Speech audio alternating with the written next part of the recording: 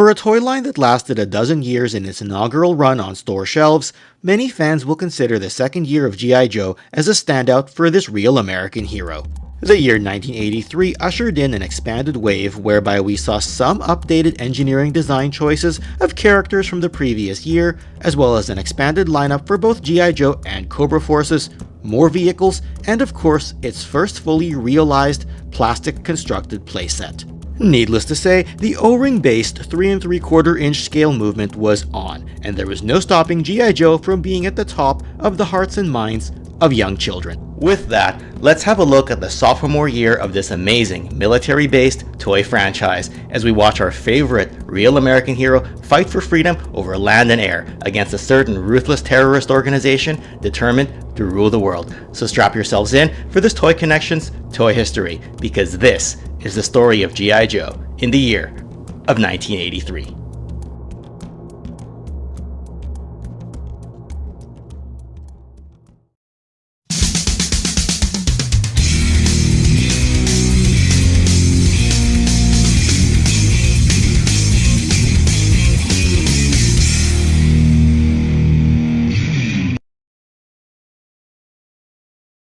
The importance of a strong second year simply cannot be overstated.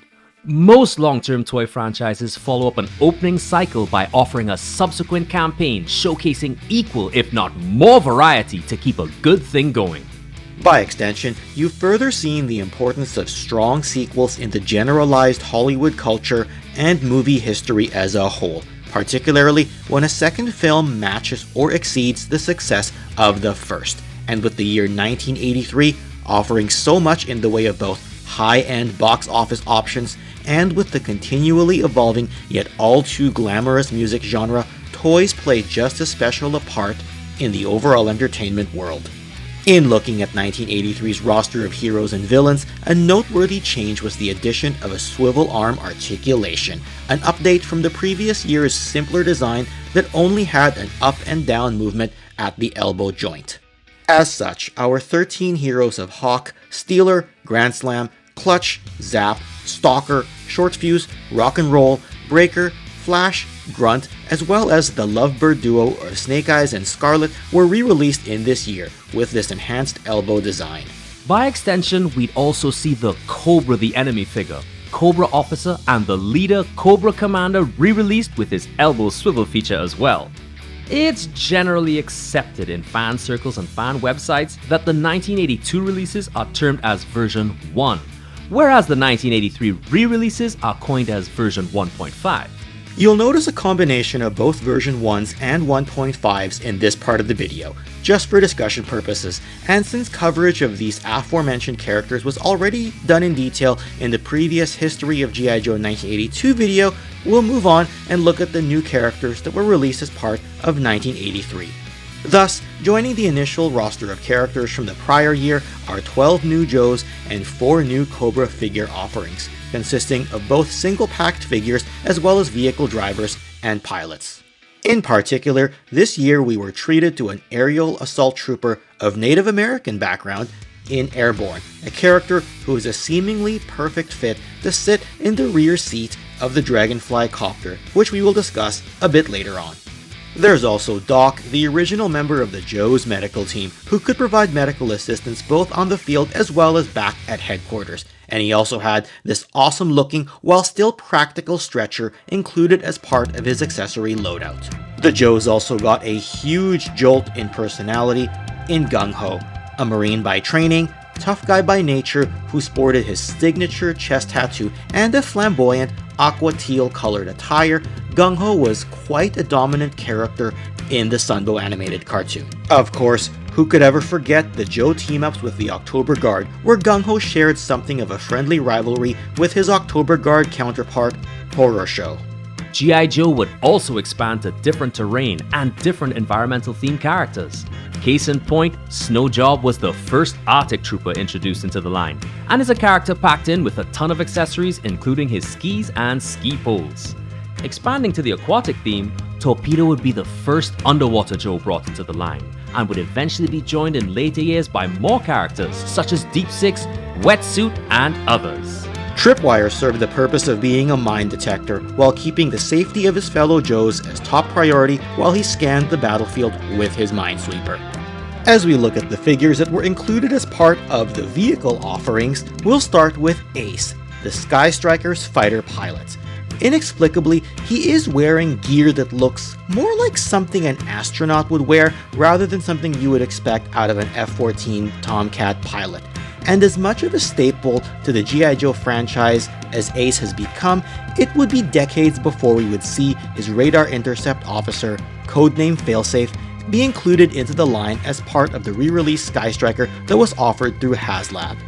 And as we stay with the aerial theme, Grunt would be among the first characters to receive a version 2 figure that looked cosmetically different from his first version. Packed in with the ultra-fragile Falcon glider, Grunt was now being used as a glider pilot rather than as a standard infantryman, and he came in an outfit that looked more desert-themed rather than the traditional OD military scheme of his first release. In addition to having an F-14 jet and glider, G.I. Joe continued to dominate the skies with the Dragonfly helicopter, as well as its pilot, Wild Bill. Serving as a character who not only manned his helicopter, Wild Bill was just as effective as a ground infantryman and had a lovable personality, what with his cowboy attitude and speech pattern. Like Grunt, Grand Slam was another character to see a second release this year. Interestingly, the jump set was re-released in 1983 and had this amazing looking silver pads Grand Slam packed in with it. And like Grunt, Grand Slam's functionality was changed from that of a laser artillery soldier in 1982 to that of a laser jetpack soldier in 1983. Ultimately, he looks great as part of this set.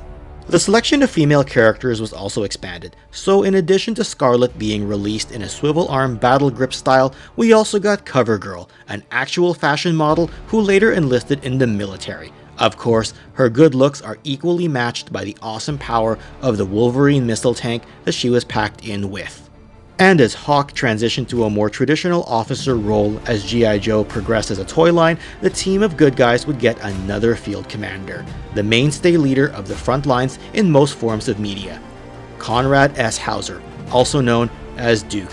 Listed interchangeably as both a first sergeant or a master sergeant, Duke was offered as a mail-away in 1983 before being released as a carded retail offering in 1984. It should also be noted that the 1983 mail-away comes with a hard-to-find American flag sticker that's meant to be placed onto his shoulder. I'll point out that this expanded roster of Joes gave our good guy ranks a formidable range of figure offerings when you consider everything in both the 1982 and 1983 releases. But of course, what good are the heroes without some villains to fight against? That's right, Cobra the Enemy expanded their lineup of evildoers as well. While Hawk would have Duke as a secondary leader for the Joes, Cobra Commander would find his leadership counterpart in Destro. Of course, as Cobra did not adhere to the same structured military system as the Joes, Destro's command pedigree and authority came with the fact that he is the man behind Cobra's weapon supply, and heads up the arms corporation known as Mars Industries. Naturally, the standout characteristic of Destro is his metal mask. The nature of this was explained in the Sunbow animated cartoon episode titled Skeletons in the Closet, which explained the metal mask as a form of punishment from crimes committed by an ancestor of Destro's. The mask became a tradition and has been passed down through the generations, eventually becoming a symbol of pride amongst the Destro bloodline. And while Destro would squabble with Cobra Commander in terms of overall command decisions, Major Bludd was a high-ranking Cobra officer who could lead the way in the field of battle. It's been said that the reason his right arm has a unique appearance is because it's armored to protect him from the blast of his rocket launcher. Note that Bludd was available both as a mail-away figure as well as a carded figure during 1983. The Joes had their glider pilot in Grunt, but Cobra had a Viper pilot that came with the Viper glider. The dossier of the Viper pilot doesn't differentiate him at all from the regular Cobra the Enemy Trooper that was released in both 1982 and 1983. What's noticeable though about this figure is how easily the silver emblem on his chest can fade, and as can be seen, mine does have some fade to it. Rounding out the Cobra ranks of 1983 is the Hiss driver, who came with the Hiss tank, or high-speed sentry tank if you prefer. His drivers are selected from the best of Cobra's thousands of recruits, and is thus trusted with leading this dangerous tank into battle. Do note though that the gun turret on the Hiss tank can become floppy over the years and unable to hold an upright position simply due to wear and age. Now, while technically not a figure, here's the Snake Armor, or System Neutralized Armor Cloaking Equipment. While generally accepted as a power armor that a Cobra character could step into, the Sunbow animated series showed this armor as being an actual robot. It does come in a bunch of pieces that you can assemble together, and you get several options for the hand attachments. One cool thing about the Snake Armor though is that they can be army built just like the other army builders among the Cobra ranks. We have touched on some of the vehicles while talking about the various drivers and pilots, but we can flesh them out a little more right here. The Wolverine tank that came with CoverGirl is one of the most iconic vehicles of G.I. Joe canon, but do be careful not to lose the tow cable if you happen to own one. Both the Cobra Viper glider and the G.I. Joe Falcon glider are surprisingly large compared to their pilots, but due to their construction they're often found in poor condition. The Dragonfly has some great functionality, not just in terms of being this amazing looking two-seater helicopter, but also with this cool Gatling gun and grenade launcher, and also can fit Doc's stretcher on the skids that go below the copter. We've already talked a little bit about the Hiss tank, but here you can see the various sticker options in this photograph.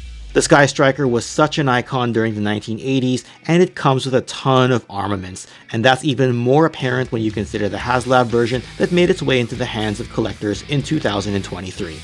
Other vehicles of this year include the Polar Battle Bear, which is a neat small vehicle to help build up the Arctic side of your collection. And also take note that it makes for a good vehicle for Snow Job, who in theory could have been packed in with this vehicle during this initial release. The Whirlwind or Twin Battle Gun is a great small playset to own, and serves the functionality of being able to be towed on one end by one of several other G.I. Joe vehicles as something of a trailer attachment. The twin guns can aim for the skies and join the other anti-aircraft playsets that have been found in other years of G.I. Joe. Speaking of things for the twin battle gun to shoot at, perhaps it can take aim at the Cobra Fang, or fully armed Negator Gyrocopter. This lightweight helicopter is no Dragonfly, but it's quick and has a bunch of missiles to fire back at any Joe vehicle or weapon that happens to be in its way. Of course, one can't forget the APC, or Amphibious Personnel Carrier, capable of holding 16 Joes sitting down and another handful standing up. In other words, plenty of space to literally hold your entire cast of 1982 and 1983 G.I. Joes. And while the camouflage version does indeed look great, the mail-away version sports a more traditional OD military green color scheme without the camouflage, and is equally if not more amazing in appearance. A Battle Gear accessory pack was also issued this year, sporting variant color schemes of previously existing weapons and accessories. Several pack rats, or programmed assault computer and rapid all-terrain machines, were also produced in 1983. Each of these served various functions, be it as a flamethrower, machine gun, and missile launcher. The Pocket Patrol Pack was also issued this year, and was a nice item to store 3 G.I. Joe or Cobra figures to carry on your belt. And no, I didn't forget the massive 1983 G.I. Joe headquarters, the first large and iconic playset issued in this toy line. All due respect to the cardboard-based Missile Command headquarters from the prior year, of course. There was a lot that this playset had to offer, from vehicle bays to fit both the Vamp and the Mobat, to a helipad, presumably for the Dragonfly, as well as a jail cell to hold Cobra captives, and tons of armaments to protect the base from the attacks of Cobra. The front of this headquarters was also shown in many episodes of the G.I. Joe cartoon, including the opening theme song. While that covers the toys, adding to the entertainment factor of G.I. Joe was the debut of the Sunbow animated cartoon that we've mentioned sporadically throughout this video already. A 5-parter known as The Mass Device, featuring the first animated struggle between G.I. Joe and Cobra, premiered in September of 1983. People must have enjoyed it because they'd release a second 5-parter in 1984 before transitioning to full-length seasons in 1985 and 1986 before closing out this initial Sunbow cartoon run with a movie in 1987. The comic by Marvel, which debuted the previous year, would also continue throughout 1983, The issues would appear in a monthly fashion, of course with legendary author Larry Hama at the helm. I'll also take a moment and quickly point out that G.I. Joe's European-based counterpart, Action Force by Palitoy, would take a progressive leap this year as well. Introducing their 4 hero sub-teams and an enemy sub-team in the Red Shadows, Action Force had figures that utilized some tooling from the American-based G.I. Joe toy line. Over the years, you'd see something of a convergence and merging of the two toy lines as they both continued to evolve. So that covers the history of G.I. Joe in this year, and do note that the toy line would go on to release more and more toys for another decade or so thereafter. The playable 1/18th scale and world building options you see in this year as well as the prior year would be just the tip of the iceberg compared to the many years that would follow hereafter. Now, if you do have memories of playing with G.I. Joe figures, vehicles, and playsets from this year, do us a favor and share your experiences in the comment section below. And if you enjoyed this video, you can check out another G.I. Joe video right over here. Or for a closer look at the Skystriker, you can check out this video right over here. Special thanks to the Patreon supporters and channel members of the Toy Connections YouTube channel, whose names can be found in the description section below. And with that, yo Joe, and I'll see you again next time. Thanks again, and take care.